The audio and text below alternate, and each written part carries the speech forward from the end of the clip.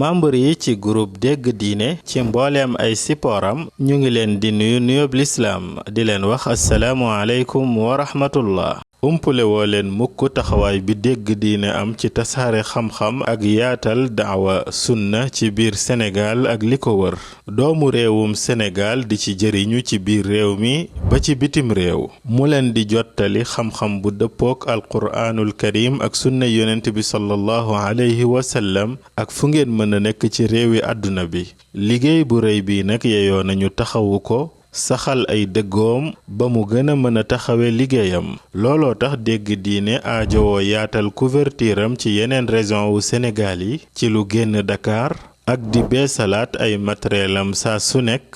ak lu koy jàppale ci yembal ay frais de fonctionnement wam looloo tax direction bu dégg diine ubbi buntu yiw tàllal ci loxo ay aboneem ak ay membram ci ay cotisation yoo xam ne nag coobarewu rekk la lu ko tàmbalee ci 200 francs ba ci 500 francs ba ci lu ko ëpp ci weer wu nekk loolu mën a doon ndimbal lu rëy ngir dégg diine gën a mën a taxawu liggéeyam ngeen mën a joxe seeni participation jaarale ko ci numéro bile